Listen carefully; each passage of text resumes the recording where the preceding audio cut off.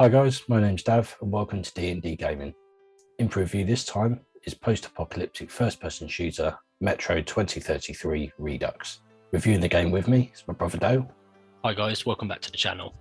Metro 2033 Redux is a first-person post-apocalyptic shooter developed by 4A and published by Deep Silver, based on Dmitry Glukhovsky's novel Metro 2033. The Redux version was released in May 2014 and features updates to the 4A engine from the development of the sequel game Metro Last Light. This update led to graphical changes such as improved lighting, animations and particle effects, as well as dynamic weather. This also allowed gameplay changes from Metro Last Light, including improved controls, combat, stealth mechanics and AI.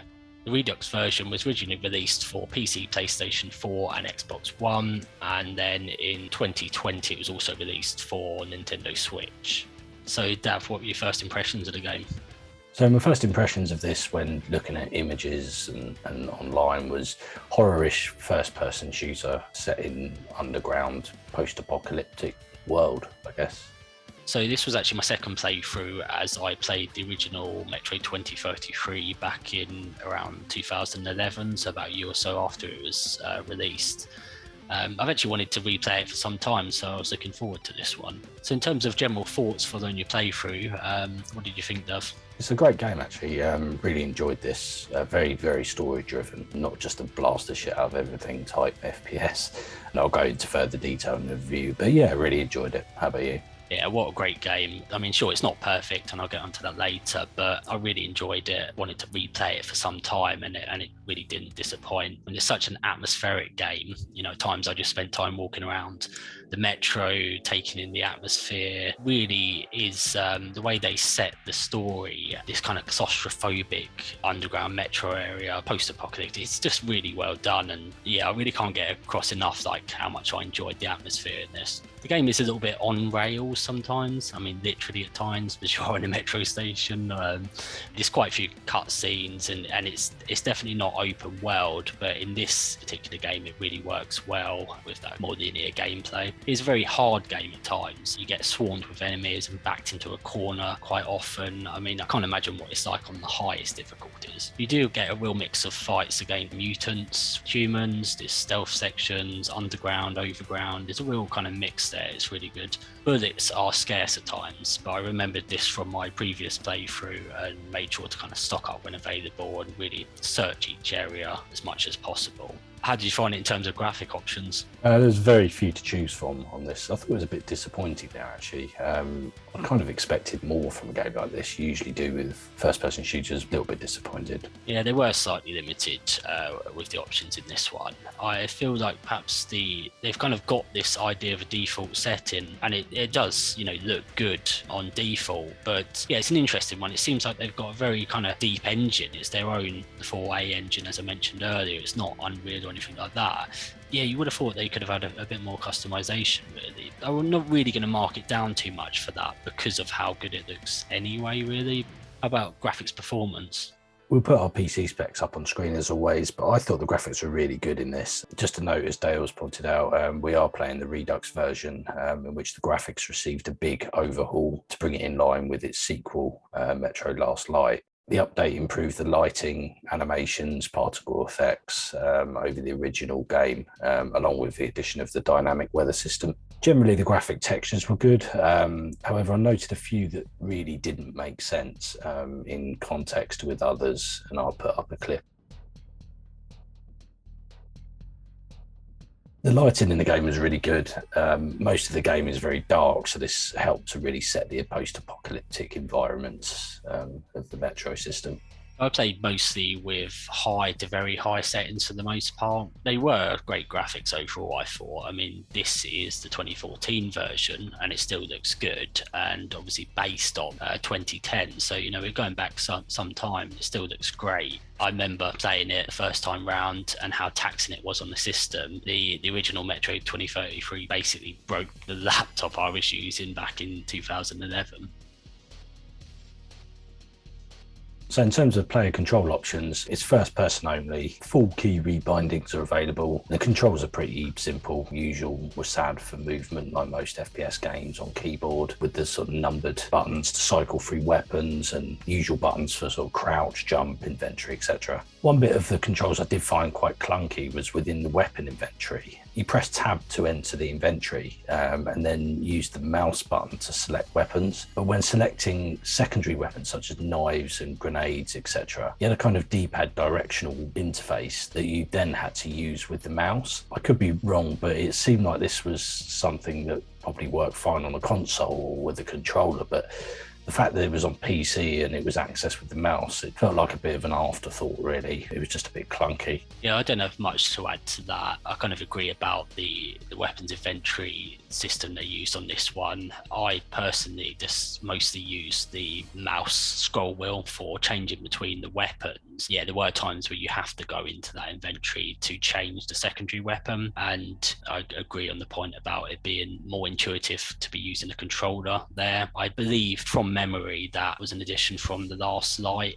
setup. I don't believe it was like that in the original. I believe that was another add-on that they did there. So in terms of story and gameplay, the year is 2033 and the Earth has been devastated by global nuclear war. The survivors of the city of Moscow are forced to live in the underground metro systems due to the irradiated air from the nuclear fallout, and the mutants that now inhabit the surface. Warring factions have formed within the tunnels and the stations of the metro system, along with a constant war between the communists and the Nazis. The main setting of the game is in the metro tunnels of post-war Moscow. However, you do go to the surface to visit crumbling ruins of the city within a few sections of the game. You play as Artyom, the adopted son of a station commander, and are drafted into helping the Rangers, a peacekeeping force within the metro. Your main aim is to get to Polis, the capital of the metro stations, and meet with the governing council to request help for the station you start from, called Exhibition. Along the way, you meet various other characters you interact with, including Rangers, smugglers, and travellers.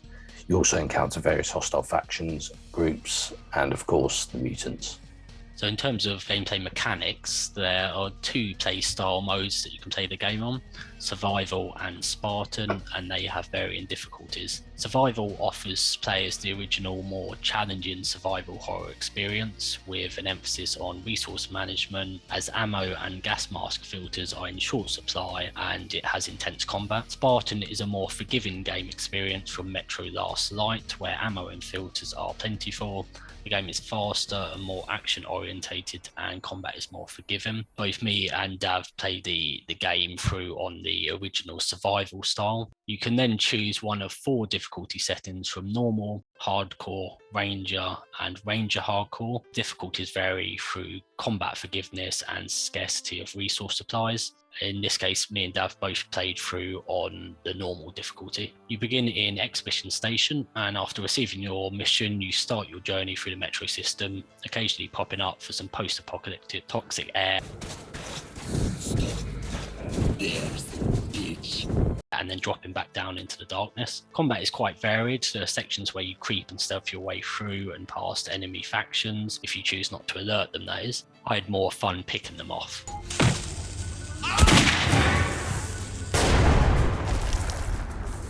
There are parts where you're on the offensive and blast your way through, and others where mutants come in waves and you have to defend your position. Conserving ammo and filters where possible is really key to the game.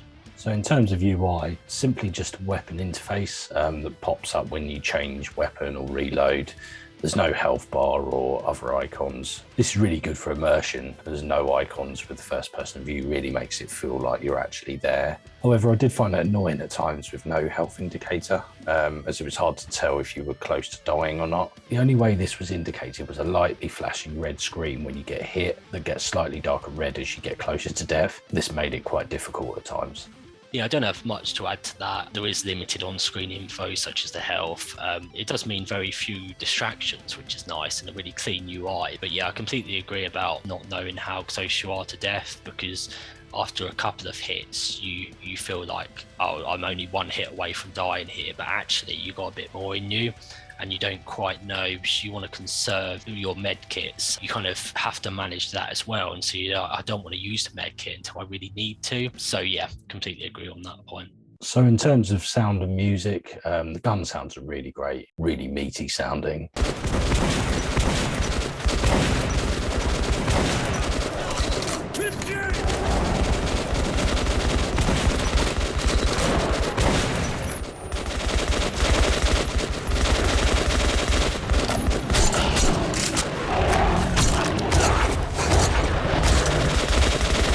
And the environment sounds are great as well. The various noises that randomly go off as you creep around the tunnels in the dark really shit you up, keep you on your toes even when there's nothing there.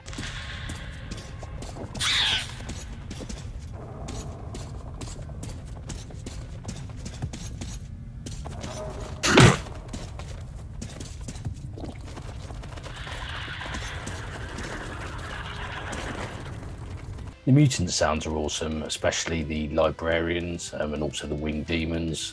When they roar in your face, it's quite shit scary, actually.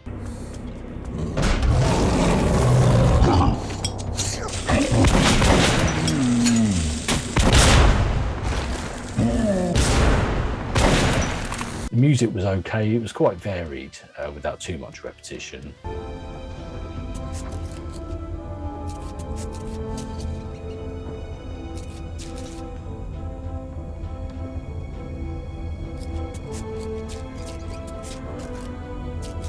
The voice acting was generally pretty good. Nothing outstanding in my opinion, but I thought it was good enough for the game, really. Oh, a tripwire! An excellent way to get rid of the blind and daredevils. You get what to do? I did find a few annoying bits with the sound though, where there was music playing and the NPCs were also talking. The music was too loud over the voices, so you couldn't hear what the NPCs were saying. I did consider adjusting the music volume down, but it meant that it would have been too low on other bits, unless I kept adjusting it up and down for different situations, which was quite annoying. I thought the voice acting was actually very good, to be honest. It was nice that they actually, well, it sounds like they used actual Russian, Eastern European voice actors. That's what made the Nosalises run through the tunnels like rats. The Dark Ones are not simple mutants. They're Homo Novus, the next step in evolution. You've heard about survival of the fittest? Guess what? We lost. Which are speaking in English, certainly in the English version, to make it sound more authentic, unlike some games. Real funny, huh? Ha ha. I thought there was excellent gun sounds. Yeah, really effective. You've got a range of different weapons and all of them sounded good. Really good atmospheric sounds as well. You know, you've got this kind of dripping water and this, it again really set the tone and the atmosphere when you're down in these murky tunnels and not much general sound there. Just, it really sets the scene.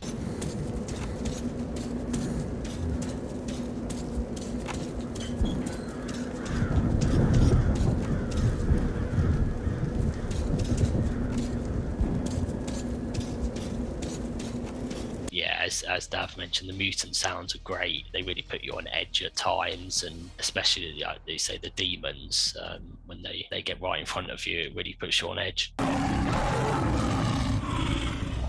So in terms of bugs and glitches, I had one random crash to the desktop, but it seemed to be just a one-off incident. Something I'm going to bring up in this section is an issue I had towards the end of the game. So there's a part towards the end of the game where you get a train into a station with some rangers, and the area is completely toxic, so you have to put your mask on as you arrive in the station. Unfortunately, I came into the section with no filters for my gas mask. In survival mode, they tend to be scarce, so when I needed to put it on as the train pulled in, it was immediately ineffective, and you only have about 40 seconds without a mask on before you die. I then had to run off from the other NPCs to try and find some filters, and after dying once or twice, I managed to find one in a locker, sorted. Or so I thought. You then have to work your way up to a small room with one of the rangers. While he presses some switches on a console, you have to go up to an upper level and open some of the compartments and switch on some generators in a particular order, and that helps clear the area of gas so you can take your gas mask off. The problem here is that once I collected the first filter and worked my way through the trains and up to the switch room, the filter was out that I'd collected. Luckily, there was another filter in the medicine type cabinet in the switch room, so I grabbed that. Again, problem solved, or so I thought. The locker filter and the cabinet filters are the only two filters in this area, by the way. Little did I realise that the ranger who comes with you to the switch room takes a fucking age to get there. So by the time he does and lets you through the door to go to the upper floor and press the switches, you run out of the filter again while doing that. So you just keep dying. In the meantime, the game's autosave function had come in, and after dying was restarting me in a situation whereby I had no filter, and the filter I then collected from the switch room didn't last long enough for the NPC to get to the switch room, open the door for me to go up to switch the generators on, and I just kept dying. So I was basically in this endless loop. And initially I thought, well, that's game broken. I must have found some kind of glitch of sorts and I'm not going to be able to get any further in it. So I had a look online and found someone saying on a forum post that they had to go back to Polis, which is quite a way back in the game, to stock up on filters from one of the sellers and then run back through the sections to get to this part again to continue on. I nearly gave up at this point, as it meant that I would have been going back over about between 1 to 2 hours worth of the game, which I really didn't want to do. But then it dawned on me what I could do to actually get through it. So I started from the autosave, went to get the filter, put the mask on, attached the filter to stop myself from dying, and then took the mask straight back off again, which gives you another 40 seconds. Then I'd wait till I was nearly dead again, quickly put the mask back on and take it off again to get another 40 seconds. So basically only using the mask at the brink of dying and then repeating again. And I had to repeat this while I completed the task. So while I waited for the idiot NPC taking his time to get up to the switch room, opening the door, getting up to the generators, switching them on in the bloody order that he asked you to do, just so I could get through this section. So if you're playing the game and you come into this section with no filters, if you get into the same situation as me, it is doable, but only just, and only by kind of hacking can you actually really do it if you get in this situation. My advice, and I would have done this if I'd realised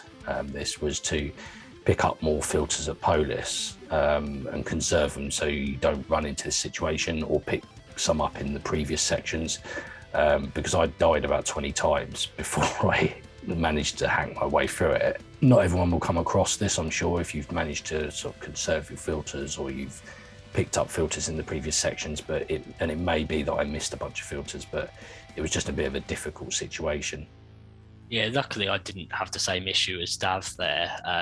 Again, it may be perhaps a mix of the fact I played the game before, so I was very aware about conserving and picking up every little bit of ammo, but also I do tend to be quite a completionist with most games, and I was like searching out, you know, every cupboard you can open and every kind of corner of every room, trying to get every part. And so I actually went into the end game with I couldn't kind of carry any more filters. Funny enough, it sounds like quite the opposite experience, because I think I had something like 17 minutes worth of oxygen at that point. But again, you know, that goes to show you know, different people's playthroughs and how things can affect you. Generally, I did notice some FPS drops in places, nothing major, but it took a bit of early tweaking for me to get the graphics settings just right. Again, I'm playing on 1440p, which does hammer the graphics a bit more, and my CPU is getting very dated now. But yeah, I did notice it took a bit of tweaking, even though there's limited settings, just to get it right for me. So to sum up things I liked about the game, I really like the fact that the story scenes, so when the NPCs are talking to you or a set event happens, they're actually in game from the first person view rather than a separate cutscene.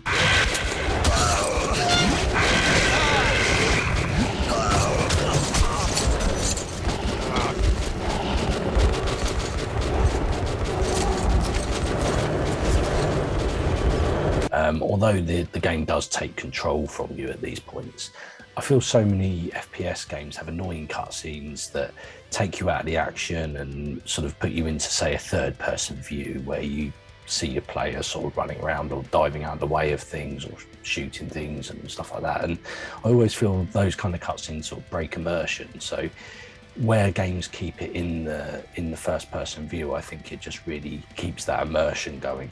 I like the fact that there's a large number of NPCs in the metro stations. It really makes it feel like it's inhabited with survivors in like this post-apocalyptic world. The world really felt so post-apocalyptic. The graphics were good and the environments had been created really well to feel like they had actually been through a nuclear war. The textures of sort of rust and grubby and dusty looking damaged textures, and yeah, all came together really well and worked really well to make the game feel like it had been through a nuclear war. There was a good mix of enemies. The librarians and the winged demons are absolute bastards to try and kill. You can kill them, but they're bastards to kill. The enemies never stop looking for you. Once they know you're there, it's relentless. This was really good, as some games they just sort of switch back to a sort of patrol state where they kind of go, oh, well, you know, he must have gone now, so I'll just keep patrolling or whatever. And this didn't do that. Both the factions and the mutants will just hunt you down relentlessly. If they know you're there, they've seen you or they've heard you, they just won't stop looking for you. I just really like the concept of the game, and it's got a really great story to it. The whole survival post-apocalyptic setting, I really do like games in that sort of setting, and this one just does it so well in these kind of cramped confines when you're in the metro stations, and then, you know, you get to go above ground at times, and yeah, just excellent. Well, it was a great range of weapons with decent modifications for them as well. You know, especially given this post-apocalyptic setting, you're going to have limited bullets, obviously, limited kind of upgrades to the weapons, and the way they piece them together, you know, some of the weapons are like pneumatic, and they really look like they've just been pieced together from scrap. As already touched on, extremely atmospheric and immersive. You know, it just in many ways, you know, for me, up there with some of the most immersive games. Something about it just draws me in. Really, really well done. Level design is great. Numerous levels I'd happily play through again, which you can do, which is nice because there's an option to play back through individual chapters. So in terms of things I didn't like, it's quite linear. It's somewhat to be expected when most of it's in a metro system, so not a major issue. I felt some of the parts where they could have expanded on it, like when you went to the surface, they could have opened those areas up a little bit more, but they didn't really, and it still felt quite linear in those areas, even though it looked more open in terms of the environment. So I thought that was a bit of a shame, really. The enemy AI wasn't always that great. Sometimes they would walk into their own traps. Not here.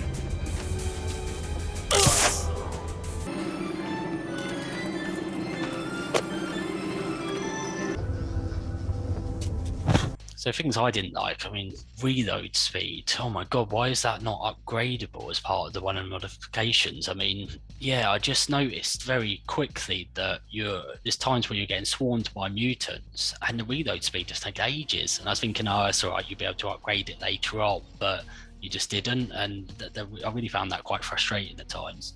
I did notice the default walking pace is quite slow at times. And most of the time you are running. Yeah, just something I noticed, just for some reason just a bit too slow. One thing I noticed, there were book promotions everywhere, which I thought was just over the top and kind of ruined some of the immersion for me at times. It's referencing the novel, the Metro 2033 novel, and also its sequels 2034 and 2035. But at times they're just kind of popping out everywhere. They're in the metro stations, there's posters up in the wall for them. But again, when you're looking around and seeing this very limited atmosphere with, you know, people have got very little belongings because of this world they're living in, and yet you've got these perfectly good books and posters like popping out saying, please buy the sequel. And it's just like, oh, it's just a bit too much. And yeah, I really did notice that a few times. I noticed a bit on I think where you're underneath a little train system, or on a train, you have to lie down underneath, and it's one literally right in front of your face, and the screen is one of the books.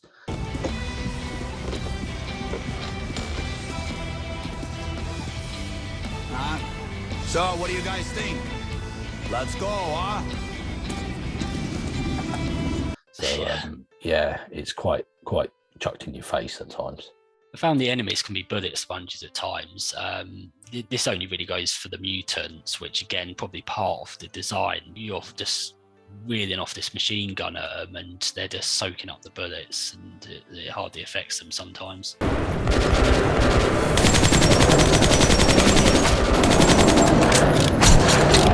I did find, for me, the default graphics were entirely off and took some tweaking to get right.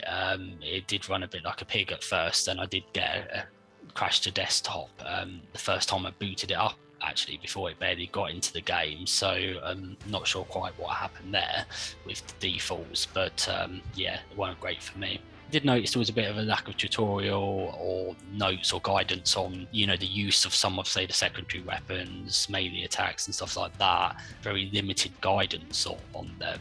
You had the odd pop-up early on in the game, but almost not quite enough, to be honest. So do you think there was any missed opportunities with this one? I think something like a darkness or lightness meter would have been good for some of the stealth bits, because you couldn't really tell if an enemy was about to spot you or not. If you were sort of hiding in the shadows. And this mainly goes for the bits where you're against the other factions rather than the mutants, because the mutants tend to come in waves, or you tend to sort of walk through a section and they'll jump out on you. But there are quite a few sections where you're against some of the factions, like the Nazis, for example, and you could either go through stealth or you can choose to go in guns blazing. But it was difficult when you're trying to do the stealth side of things, when you haven't got any type of meter to show whether you're in the dark or not, or whether they're about to spot you. I think some kind of armor would have been good. There were occasional NPCs and enemies walking around with armor on, but as far as I know, you couldn't get any, or certainly I didn't find anywhere where you could get some armor. Probably going to disagree with Dale here, but I thought there could have been more of a range of weapons. I thought it was quite basic on the weapon front. Although you can modify them in quite a few different ways, I thought the main range could have been expanded a bit more. Yeah, so as already touched on, I thought there could have been an improved hint system that would have been good, just in terms of using some of the minor secondary weapons, because you've got quite a range of like those secondary kind of knives for you in the stealth sections, and explosives, and but you can also bring up. It didn't make entirely clear about bringing up the journal that you track your the missions with, and so generally I thought it could have had a bit more guidance on the key bindings and, you know, what's what basically. But given that this is an update based on the 2010 game, and obviously this is the Redux version that we played, although they did make improvements in places, I do feel there was a lot of places that they didn't improve on that could have been done quite simply. So in terms of scores, what are you going to give it, Love? Other than the nearly game-breaking bit I came across towards the end, I did really enjoy this game. It had a good mix of horror and jump scares and of action, and great story, and really good gameplay. So for me, it's 8 out of 10. So for me, this is up there with one of my favourite games of all time, I'd say. It really is an excellent game. It has great graphics, certainly for the time. A really engaging story, immersive level design, and good gunplay. So for me, it's going to be an 8.5 out of 10. Well guys, thanks for watching. Please like, subscribe and comment. Hit that bell icon to be notified when we upload a new video, and we'll see you in the next one. I'm here, bitches!